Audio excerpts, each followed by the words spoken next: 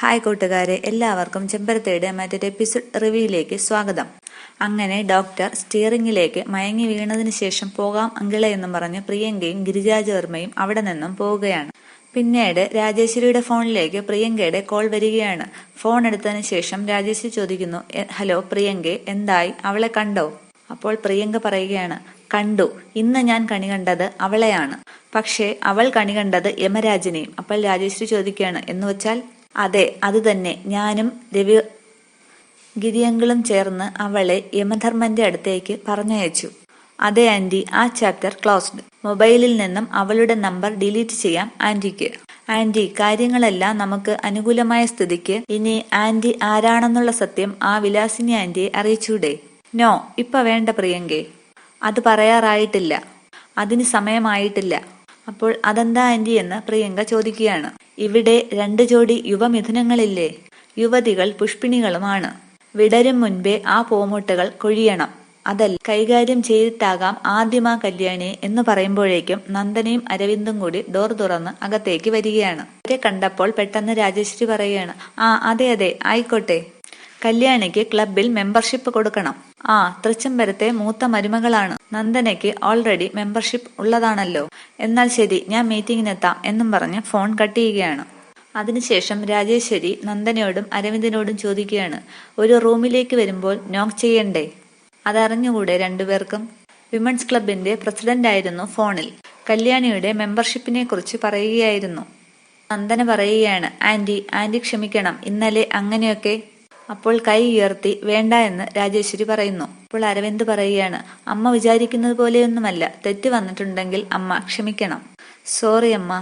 അതിനുശേഷം അരവിന്ദ് രാജേശ്വരിയുടെ കാൽ തൊട്ട് തൊഴുകയാണ്.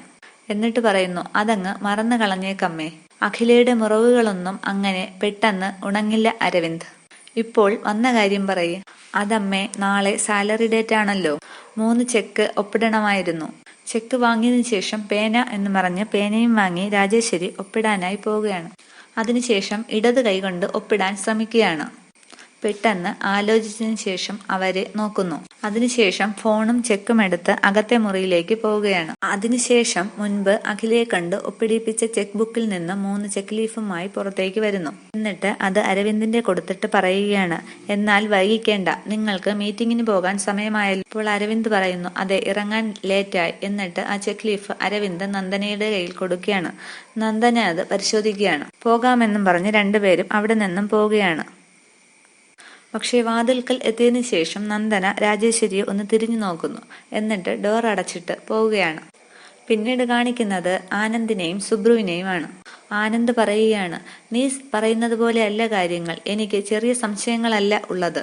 അത് എന്റെ അമ്മയാണെന്ന് വിശ്വസിക്കാൻ എനിക്കൊരിക്കലും കഴിയില്ല. അപ്പോൾ സുബ്രു പറയുകയാണ്, നീ ആളാകെ മാറിയിരിക്കുന്നു ആനന്ദ്, നിനക്കെന്തൊക്കെയോ കുഴപ്പങ്ങൾ സംഭവിച്ചിരിക്കുന്നു. എടാ, സ്വന്തം അമ്മ അമ്മയല്ലാന്ന് ഏതെങ്കിലും മക്കൾ പറയുമോ? അതല്ല സുബ്രു, എവിടെയോ എന്തോ കുഴപ്പങ്ങൾ സംഭവിച്ചിട്ടുണ്ട്. എന്റെ അമ്മ അല്ല ഇത്. എന്റെ ആനന്ദേ, അഖിലാന്റി ആകെ മാറിപ്പോയിട്ടുണ്ടാകും. നീ കരുതുന്നത് പോലെ അല്ല. നീയും കല്യാണിയും തമ്മിലുള്ള വിവാഹത്തിനു ശേഷം ഈ അടുത്ത സമയം വരെ അഖിലാന്റിക്ക് മറ്റൊരു സ്വഭാവമായിരുന്നു. ഏതു സമയത്തും ദേഷ്യം, ആരോടും സ്നേഹത്തോടെ ആന്റി പെരുമാറിയിട്ടില്ല. എല്ലാരിൽ നിന്നും അകന്ന് ചിന്തിച്ചിരിക്കുക. ഇതൊക്കെയായിരുന്നു ആ സമയങ്ങളിൽ. പിന്നീട് ദാസേട്ടൻ വന്നു. അവിടം തൊട്ട് മറ്റൊരു സ്വഭാവം. അതിനുശേഷം തികച്ചും ആകസ്മികമായി ദാസേട്ടന്റെ മരണം. ദാസേട്ടന്റെ മരണമാണ് ഇപ്പോൾ കാണുന്ന അഖിലാന്റിയിലേക്ക് കൊണ്ടെത്തിച്ചത്. കഴിഞ്ഞതെല്ലാം മറന്ന് എല്ലാരും കൂടി സ്നേഹത്തോടെ ജീവിക്കണമെന്ന് ആഗ്രഹിക്കുന്ന അഖിലാന്റി ആണ് നമ്മളിപ്പോൾ കാണുന്നത്. അപ്പോൾ ആനന്ദ് പറയുകയാണ്, നീ എന്തു പറഞ്ഞാലും ഞാൻ വിശ്വസിക്കില്ല. അത് എന്റെ അമ്മയാണെന്ന് ഉറച്ചു വിശ്വസിക്കാൻ എനിക്ക് സാധ്യമല്ല. അമ്മയല്ലാന്ന് വിശ്വസിക്കാൻ നിനക്ക് എങ്ങനെ പറ്റുന്നു ആനന്ദ്? അപ്പോഴേക്കും സുബ്രു അണ്ണാന്ന് വിളിച്ച് അരവിന്ദ് അവിടേക്ക് വരികയാണ്. കൂടെ നന്ദനയുമുണ്ട്. അല്ലാത്തത് അല്ല എന്ന് തന്നെ വിശ്വസിക്കേണ്ടി വരും. അമ്മയല്ലാന്ന് വിശ്വസിക്കേണ്ടി വരുന്ന പല ആവർത്തി വന്നുവല്ലോ സുബ്രു അണ്ണ. അപ്പോൾ സുബ്രു പറയുകയാണ്, ഞാൻ വിചാരിച്ചു ഇവന് മാത്രമേ കുഴപ്പമുള്ളൂ എന്ന്. നിങ്ങൾക്ക് മൊത്തത്തിൽ കുഴപ്പമാണല്ലോ. അപ്പോൾ ആനന്ദ് ചോദിക്കുകയാണ്, അല്ല, ഇപ്പോൾ എന്തുണ്ടായി? പറയാം എന്ന് പറഞ്ഞ് അരവിന്ദ് പറയുകയാണ്, കമ്പനി സ്റ്റാഫുകൾക്ക് സാലറി കൊടുക്കുന്നതിനായി അമ്മയുടെ ഒപ്പ് വാങ്ങുന്നതിനാണ് ചെക്കുമായിട്ട് ഞങ്ങൾ അമ്മയുടെ അടുത്തേക്ക് ചെന്നത്. എന്നിട്ട് എന്ന് സുബ്രു ചോദിക്കുന്നു. അപ്പോൾ അരവിന്ദ് പറയുന്നു, അവിടെ ചെന്നപ്പോൾ അവിടെ ഉണ്ടായ കാര്യങ്ങൾ അരവിന്ദ് സുബ്രുവിനോട് പറയുകയാണ്. ചെക്ക് ലീഫിൽ ഇടത് കൈകൊണ്ട് ഒപ്പിടാൻ പോയതും പിന്നീട് അകത്തേക്ക് പോയി ചെക്ക് ലീഫ് കൊണ്ടുവന്ന് കൊടുത്തതുമൊക്കെ. അപ്പോൾ സുബ്രു ചോദിക്കുകയാണ്, ഹാ, ഇതിലെന്ത് സംശയമാണ് നിങ്ങൾക്ക് തോന്നിയത്? അപ്പോൾ അരവിന്ദ് പറയുന്നു, വലത് കൈകൊണ്ട് പേന പിടിച്ചിരുന്ന അമ്മ പേന പിടിച്ചിരുന്നത് ഇടത് കൈകൊണ്ടാണ്. ഒപ്പിടാൻ ശ്രമിച്ചതും ഇടത് കൈകൊണ്ടാണ്. ഇത് കേട്ട് ആനന്ദ് ഒന്ന് ആലോചിക്കുകയാണ്. അപ്പോൾ സുബ്രു പറയുന്നു, ഇതാണോ ഇത്ര വലിയ കാര്യം? ഇടത് കൈകൊണ്ട് പേന പിടിക്കുന്നത് സ്വാഭാവികം. ഇടത് കൈകൊണ്ട് അഖിലാന്റി ഒപ്പിടുന്നത് നിങ്ങൾ കണ്ടോ? അപ്പോൾ അരവിന്ദ് പറയുന്നു, അതില്ല, അമ്മ മാറി നിന്നിട്ടാണ് ഒപ്പിട്ടത്. അപ്പോൾ നന്ദന പറയുകയാണ്, ഇടത് കൈകൊണ്ട് പേന പിടിച്ചത് മാത്രമായിരുന്നുവെങ്കിൽ അപ്പോഴേ കളഞ്ഞേണേ.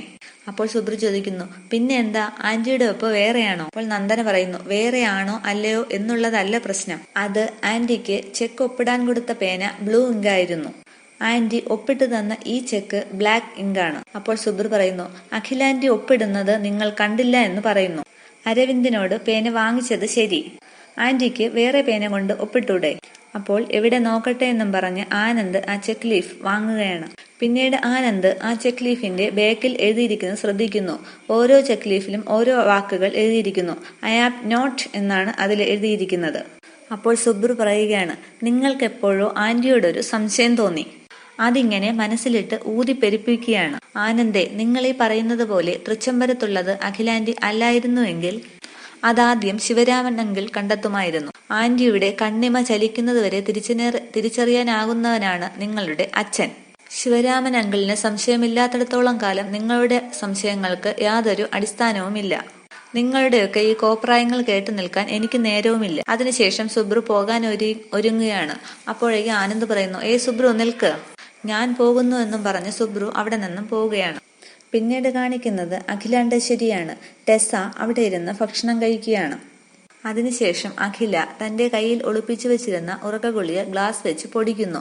അതിനുശേഷം മിനറൽ വാട്ടറിൽ ആ പൊടി കലക്കുകയാണ്. അതിനുശേഷം ടെസ്സയുടെ അടുത്ത് ഞാൻ ചോദിക്കുകയാണ്, നിന്റെ കുഞ്ഞിനിപ്പോ എങ്ങനെയുണ്ട്? അല്ല, നീ ഇന്നലെ കുഞ്ഞിന് സുഖമില്ലാന്ന് പറഞ്ഞിരുന്നല്ലോ, അതുകൊണ്ട് ചോദിച്ചതാണ്. കുറവുണ്ടെന്ന് ടെസ്സ മറുപടി പറയുന്നു. അതിനുശേഷം ടെസ്സ ചോദിക്കുകയാണ്, അല്ല, ഗർഭിണികളായ നിങ്ങളെ മരുമക്കൾക്ക് എങ്ങനെയുണ്ട്? വല്ല അറിവുമുണ്ടോ? ആ സമയത്ത് അഖില കയ്യിൽ ഒളിപ്പിച്ചു വെച്ചിരുന്ന മിനറൽ വാട്ടറിന്റെ ബോട്ടിൽ മേശപ്പുറത്ത് വയ്ക്കുകയാണ്. ആ 2 ഗർഭവും എന്റെ മാഡം ഇതിനോടകം ഇല്ലാതാക്കിയിട്ടുണ്ടാവും. പുതിയ വീട്ടിലേക്ക് ക്ഷണിച്ചു വരുത്തി അങ്ങോട്ട് തന്നെ താമസം മാറ്റിയത് തന്നെ അതുകൊണ്ട് തന്നെയാണ്. ഏതായാലും അതൊന്നും കാണാനിടയാകാത്തതിൽ ദൈവത്തിനോട് സ്തുതി പറയും. അപ്പോൾ അഖില പറയുന്നു, ഒന്നും സംഭവിക്കില്ല, ദൈവം എന്റെ കൂടെയാണ്. ആ രാജരാജേശ്വരിയല്ല യഥാർത്ഥ രാക്ഷസി വന്നാൽ തൃച്ചംബരത്ത് അഖിലാണ്ടേശ്വരിയെ ഒന്നും ചെയ്യാൻ സാധിക്കില്ല. എന്ത് എന്ന് ചോദിച്ചുകൊണ്ട് ടെസ്സ അഖിലയെ സൂക്ഷിച്ചു നോക്കുകയാണ്. അപ്പോൾ അഖില പറയുന്നു, ഇങ്ങനെ സൂക്ഷിച്ചു നോക്കുകയൊന്നും വേണ്ട, ഞാൻ വെറും വാക്ക് പറയാറില്ല. എന്നിട്ട് ടെസ്സ വീണ്ടും ഭക്ഷണം കഴിക്കുകയാണ്. നെറുകയിൽ ഭക്ഷണം കയറി ചുമയ്ക്കുമ്പോൾ അഖില തന്നെ ആ വെള്ളം ഒഴിച്ച് ടെസ്സയ്ക്ക് കൊടുക്കുകയാണ്. കൈ കഴുകിയതിനു ശേഷം ടെസ്സ മയങ്ങി വീഴാൻ പോവുകയാണ്. എന്തു പറ്റിയെന്നും പറഞ്ഞ് അഖില ഓടി അടുത്തേക്ക് ചെല്ലുന്നു. അതിനുശേഷം അഖില ഒരു തറയിൽ ടെസ്സയെ കൊണ്ടുപോയി ഇരുത്തുകയാണ്. ടെസ്സയുടെ ഫോൺ എടുത്തതിനു ശേഷം ടെസ്സയുടെ അടുത്ത് എന്ന് പറയുകയാണ്, മറ്റൊരു മാർഗവും ഇല്ലാത്തത് കൊണ്ടാണ്. ഏതായാലും നീ ഇവിടെ കിടന്ന് ചത്തുപോകേണ്ട. നിന്നെ രക്ഷപ്പെടുത്താൻ നിന്റെ പ്രിയങ്കയോട് ഞാൻ തന്നെ പറഞ്ഞേക്കാം. അതിനുശേഷം ആരെയോ ഫോൺ ചെയ്യുകയാണ്. എന്നിട്ട് പറയുകയാണ്, ഞാൻ അഖിലാണ്ടേശ്വരി, തൃച്ചംബരത്ത് അഖിലാണ്ടേശ്വരി, ഞാൻ രക്ഷപ്പെട്ടു. ഇവിടത്തെ കാവൽക്കാരി എന്റെ എല്ലാ ഗുളികകളും കൂടി അകത്തേക്ക് ചെന്ന് ജീവച്ഛവമായി കിടക്കുകയാണ്. വേണമെങ്കിൽ വന്ന് രക്ഷപ്പെടുത്താൻ നോക്ക്, അല്ലേൽ ആ കൊലപാതകത്തിനു കൂടി മറുപടി പറയേണ്ടി വരും നിനക്ക് എന്ന് പറഞ്ഞ് ഫോൺ കട്ട് ചെയ്യുകയാണ്. അതിനുശേഷം അഖില ഓരോ വാതിലും തുറക്കാൻ ശ്രമിക്കുകയാണ്. അഖില വിളിച്ചത് പ്രിയങ്കയാണ്. പക്ഷേ ഓരോ വാതിലും അഖില തുറക്കാൻ നോക്കിയിട്ട് പറ്റുന്നില്ല. ഇത്രയുമാണ് ഇന്നത്തെ എപ്പിസോഡ് വിശേഷങ്ങൾ. Thank you.